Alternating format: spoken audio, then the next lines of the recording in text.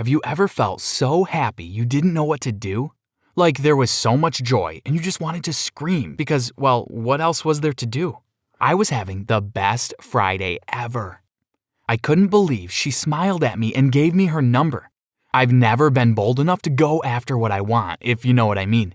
But I gazed at Emma during Mr. Hellman's boring literature class. I felt a spark and an urge to just send her a note. It said, "Hey, I can't stop staring at you. I've liked you for a while. Can I have your number?" I expected her to just throw it away, but she sent one back. I feel the same way. And she wrote her number at the bottom. I took out my cell phone and sent her a message right away just to make sure she wasn't kidding. She replied with a smiley face, then turned around and smiled at me, so I was sure it was her. As I walked home, I felt like dancing through the street. I opened my door and shouted, "I'm home, what's for dinner?" Well, guess what? I don't need food because I'm in love. They all looked at me and rolled their eyes. "Hi, Kevin," said Gloria. Gloria and Chelsea are my older twin sisters. They're so identical that only my mom and I can tell them apart. They have black hair and mysterious green eyes, just like my mom. I have red hair and blue eyes, sort of like Chucky, but a little more handsome. When I was about 5 years old, my dad left, and I haven't seen him since. It's been just the four of us. I guess I'm the man of the house now. I walked over to the dining room table where my sisters were seated, playing some weird type of board game. "What are you so excited about?" Gloria asked. "Well, it seems that the love of my life actually likes me back," I replied. "Yeah, and I'm a bowl of tomato soup," Chelsea laughed. "No, guys, I'm serious. This girl I've been crushing on since 6th grade actually gave me her number and smiled at me," I replied. "That means nothing," scowled Gloria. They both looked upset. I tried not to read into it too much since girls are like that sometimes. I forgot about dinner and went straight to my room to text Emma. I asked her if she'd like to go to watch a movie with me the next day. She agreed, and I didn't think the day could get any better. I went back downstairs to throw it in my sisters' faces. "I'm going to watch a movie with Emma tomorrow night. You still think she doesn't like me?" I laughed. They exchanged a quick glance, and Gloria looked at me with a mischievous grin.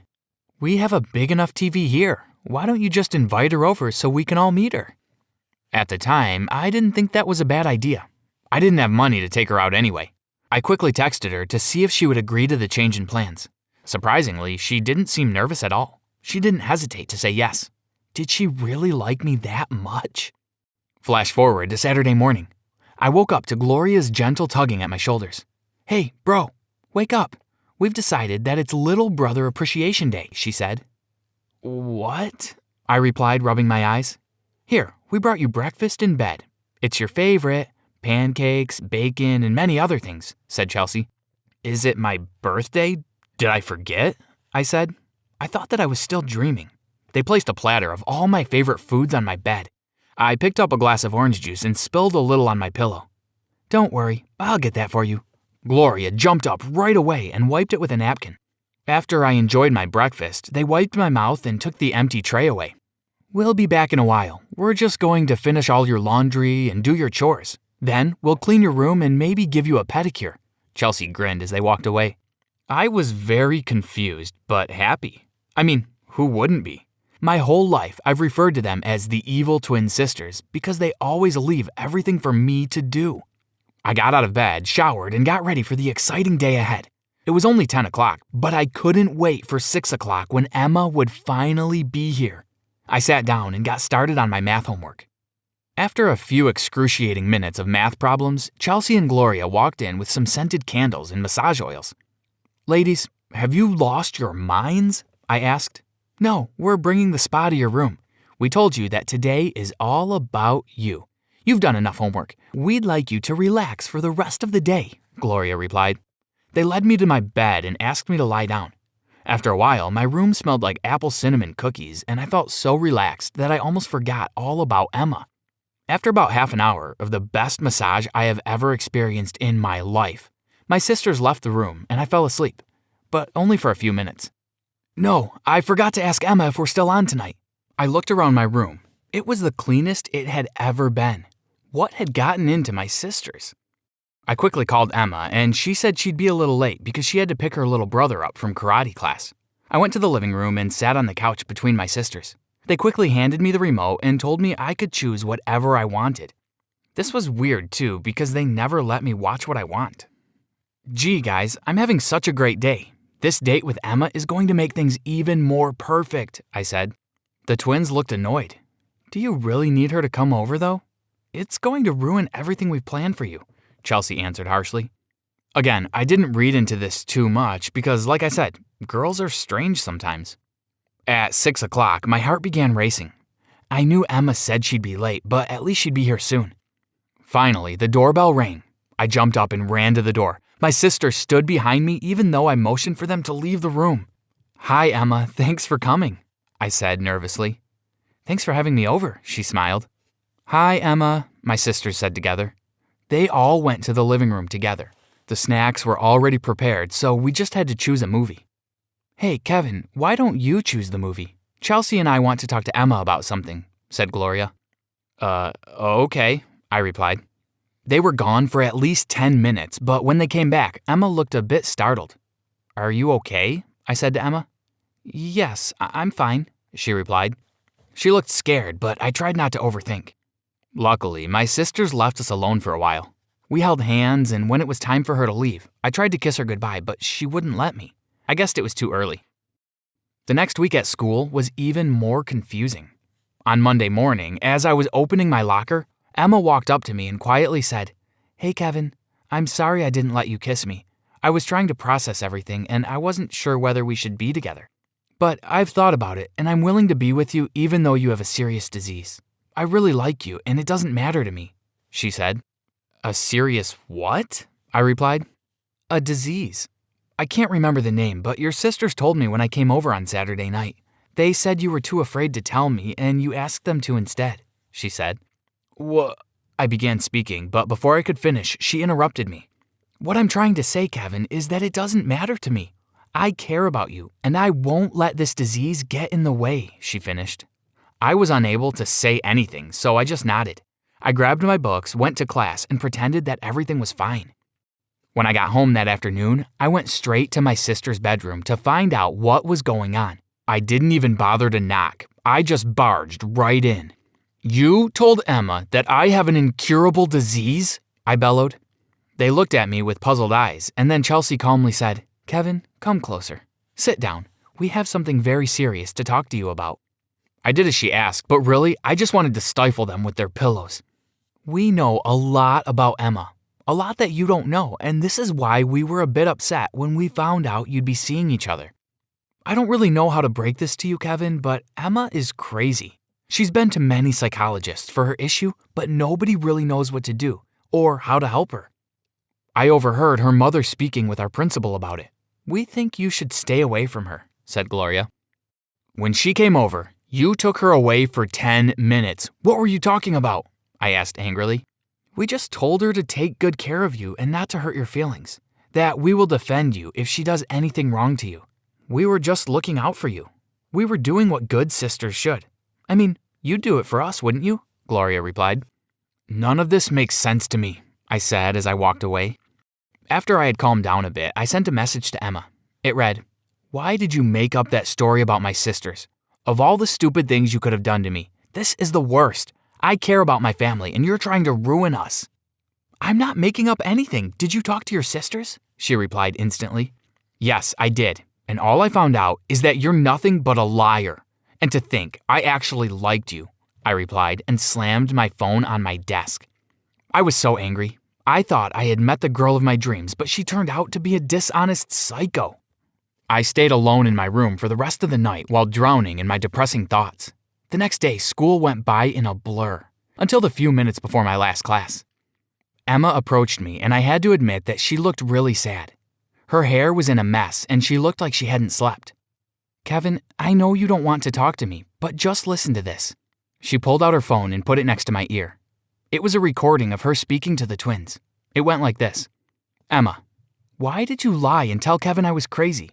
You told me he had a disease, then you lied to make it seem like everything was wrong with me. Is he even sick? Gloria, Kevin is mine, and I'm not going to share him. I made up all these stories to stop you from becoming his girlfriend. I can tell you this now because he already believes you're crazy and wants nothing to do with you. Emma, he's your brother. What do you mean you want him? Gloria, he's the only boy I've ever loved, and we will be together forever. Now go to hell. Chelsea, Kevin is mine, and I don't really want to share with you, Gloria. You're always trying to get your way. We've shared everything in the past, but I want him for myself. Kevin loves me more. I've always been his favorite anyway. Gloria, shut up. Kevin is mine. The rest of the recording was distorted and noisy. It seemed like the girls had gotten into a fight and Emma left them to continue alone. I was shocked beyond belief. I couldn't think, so I dropped everything I was holding and sat on the floor. I pinched myself to make sure I wasn't dreaming. It all made sense now. This is why they were being so nice to me. Emma calmly sat next to me. It's fine. I forgive you, but I don't think I can be with you because this situation is too messy. She stood up and walked away. That night was certainly the weirdest night of my entire life. After confronting my sisters and getting into a huge fight, my mom came between us and explained the truth. Apparently, I was adopted and that this is why I look nothing like my family. My mom and dad took me in to raise me into the man they'd want to marry my sisters. My father eventually realized this was a crazy idea and he left the dysfunctional family. My mom explained that because she took me in, I would have to repay her by eventually marrying the twins. I had lost the girl of my dreams, and now my family. Hi, my name is Amanda. I'm 35 years old and I'm originally from Australia. I know I may not look like I'm a 35-year-old woman, but trust me, that's the truth. I'm also a secret spy, and I've been working undercover to... Okay, no, that's not true. You've probably guessed that. My name isn't Amanda. I'm not 35 years old. I'm not Australian. My real name is Lily, and I am 16 years old. That's the truth. You're probably wondering why I just started lying to you for seemingly no reason. But let me tell you, there is a reason. There is a reason why I can only lie, and I can't tell the truth. But first, we have to start from the beginning, to where it all began. But before I go on, make sure you like and subscribe and hit that notification bell. If you do, you will get 5 years of good luck. Trust me, it really works. And I'm not lying about that. When I was very young, I suffered from a traumatic experience that caused me to only lie. It triggered something in my neurological system that led me to only lie. I literally cannot tell the truth. There's something about the truth that just makes me disgusted. I hate telling the truth. It sends my nerves on edge. So that is why I always lie. You're probably wondering what kind of traumatic experience could cause such a response. Well, let me tell you. When I was 8 years old, my parents sold me off to a child trafficking ring. I don't know why they did it. I don't know why they would sell their own daughter. But they did, and I developed trust issues and damages to my mental health because of that. I felt like everyone was lying to me, especially since my parents had. And after that, I always tended to tell lies. We went to the park, and I was so excited because my parents and I rarely hung out. This time we were finally going to have a nice day out. They took me over to the lake in a quiet part of the park, and they gave me an ice cream. I was licking the ice cream, enjoying it while ducks drifted across the lake, when suddenly someone grabbed me from behind. I kicked and screamed and called for my parents, but they did nothing. They just watched as the man grabbed me. I saw the man hand over a briefcase, and my parents opened it to reveal stacks and stacks of cash. Then my parents glanced at me and looked away, and that was the last time I ever saw them, right as they were selling me off to child traffickers. After that, the man took me to a van and locked me in the back. I was so young and I had no idea what to do, but I just started screaming and screaming. The man yelled at me to quit screaming, and then I heard someone else start to shout. There was a tiny window in the back of the van and I looked through it. It was a policewoman. I felt my heart leap with joy. "Help me!" I yelled. The policewoman spotted me and she immediately called backup, and by the end of the day, I was safe and the man was arrested. Meanwhile, my parents had escaped to who knew where. When I told the police what had happened, they almost couldn't believe that my own parents would sell me. I couldn't believe it either. I was put into foster care. Ever since that moment, something changed in my head. I closed off from my surroundings.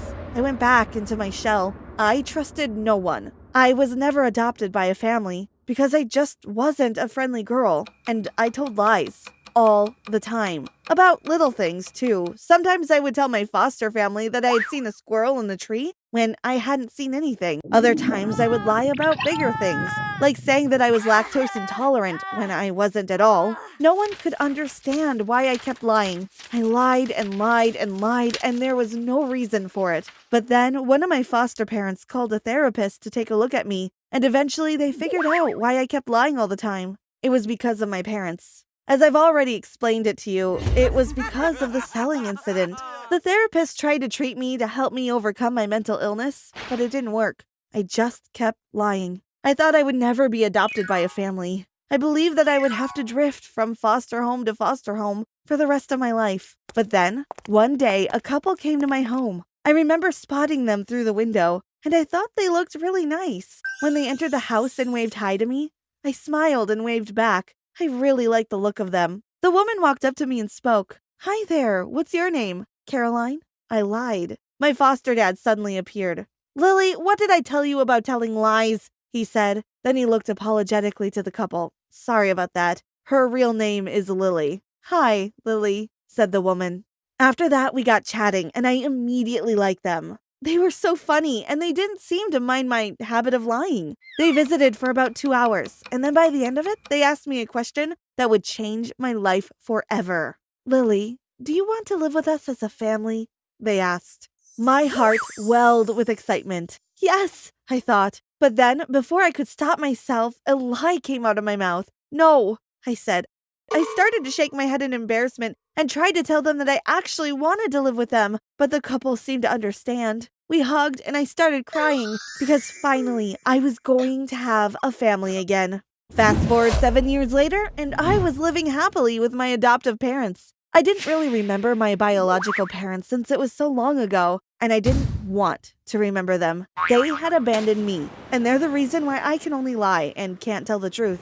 Meanwhile, growing up with my condition had been interesting, to say the least. I lied about everything. It was hard for me to find friends because who wants to be friends with a liar? Sometimes when boys asked me out, I would tell them I liked them when in reality I didn't. And when I actually liked a boy, I would tell them I didn't like them. Confusing, I know. Teachers didn't really like me that much either. I would lie about cheating on tests, and I would lie about doing homework. I would lie about everything. Honestly, I'm surprised I even made it through high school. However, my parents, my adoptive parents, were so understanding. I was so grateful for them because they were the only people in my life who truly understood me. They knew all about my traumatic past, and that was why they were able to cope with my lying habit. They even managed to understand my lies in conversation. Here's an example. My dad and I were driving home in the car from school. "How was your day?" Dad asked. "Amazing," I lied. "Oh, really? What went wrong?" he asked in understanding. "Nothing," I lied again. "Was it Samantha? Don't tell me she insulted you again," he said. "No." "What did she say?" "She told me I was so beautiful." "Ugly. But don't listen to her, Lily. She's just jealous." See what I mean? My parents were the best. They could understand me even when I was only telling lies. Things were running smoothly. It seemed that maybe I could have a nice life. But then something happened that turned my world upside down. It was a Sunday night. I was asleep in my bedroom. Suddenly, I woke up, and I sat up in my bed. Everything was quiet. I was about to go back to sleep when the window opened up, and 2 people climbed in. I was about to scream, but one of them quickly covered my mouth, and my scream came out muffled. I couldn't see them clearly in the dark, but one of them turned the light on, and I was shocked to see my biological parents. "What are you doing here?" I asked in shock. It was my dad who had his hand over my mouth, and he spoke up. "I'm going to take this hand off. If you make any sudden movements, you'll be sorry. Don't speak, don't move, don't shout. Got it?" I nodded. He released me, and I sat up on my bed, terrified. "What do you want?" I asked. My parents were staring at me with something that looked like hatred. I noticed they looked much older than I last remembered, and I guess that must have been because it had been 7 years since I last saw them. "You're coming with us," said my mom. "What? Why?" My dad cleared his throat. "There are some people who are after us. You see, when we sold you all those years ago, we kept the money. But the guy never managed to keep you, the idiot. Anyway, some bad people are after us again, demanding we pay them back. But we've already spent the money, so we're just going to sell you off again." I almost couldn't believe my ears. They're selling me again? You can't do this, I said. I love you. I was so annoyed at my lying habit because that last bit was supposed to come out as I hate you. My parents didn't notice my lie. Yeah, we don't love you, so come on, we're leaving. They moved forward to grab me, but suddenly footsteps sounded outside. I felt relief swarm in me because of my parents. My adoptive ones were here. They opened the door. My biological parents quickly darted into the closet and hid there. This was my chance to be free of them once and for all. Hi, honey, said Mom. Dad was standing behind her. We thought we heard voices. Are you okay?